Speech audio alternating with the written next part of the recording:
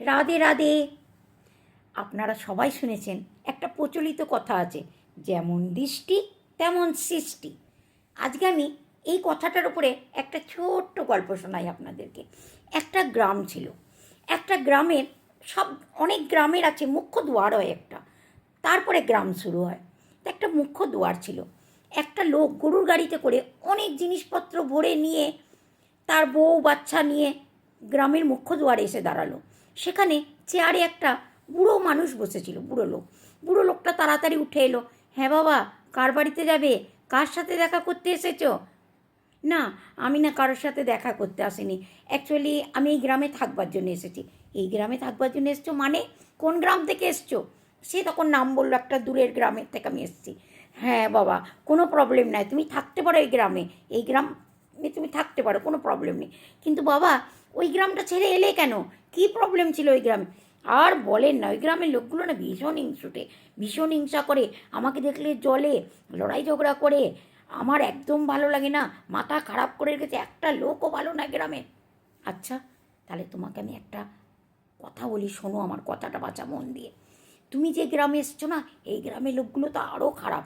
ওখানে তো শুধু তোমাকে দেখে সবাই জলে, এখানে রোজ মারপিট, শির ফোড়াফুড়ি, রোজ রোজ মাথা পাটাপাটি। এখানে তো তুমি এই গ্রামে থাকতে পারবে না, তোমার মতন শান্তিপ্রিয় লোক। তাই বুঝি এই গ্রামে এরকম? হ্যাঁ, এই গ্রামে এরকম, তুমি এই গ্রামে থেকো না। লোকটা বললো, না না বাবা, এরকম পাঙ্গাওয়ালার গ্রামে আমি থাকতে চাই না। হ্যাঁ, তুমি অন্য কোনো গ্রামে যাও। সে চলে গেল। একটু পরে বুড়োটা আবার চেয়ারে বসেছে। একটু পরে একটা লোক এলো ঘোড়ার ওপরে চেপে। এসে বলছে, বুড়োটা আবার তাকে জিজ্ঞাসা করলো, তুমি কোথায় যেতে চাও? কার সাথে দেখা করবে? না, আমি এই গ্রামে থাকতে এসেছি।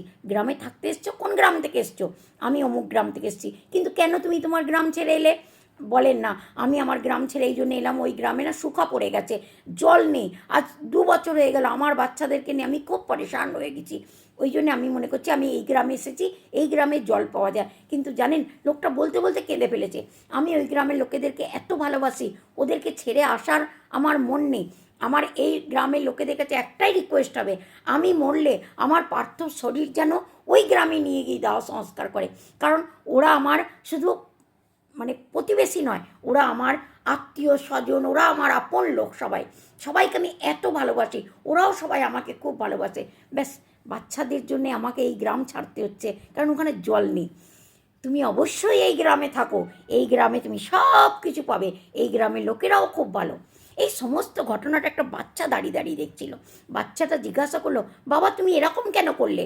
তাকে তাড়িয়ে দিলে, আর একে তুমি বললে গ্রামে থাকতে। তুই দেখলি না, ওর নজরে সবাই খারাপ ছিল।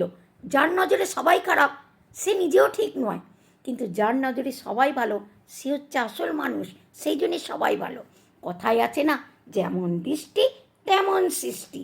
সেই জন্যে নিজের দৃষ্টিটাকে আগে সবসময় ঠিক করার চেষ্টা করো, অন্যর ওপরে দোষ দিও না। রাধে রাধে।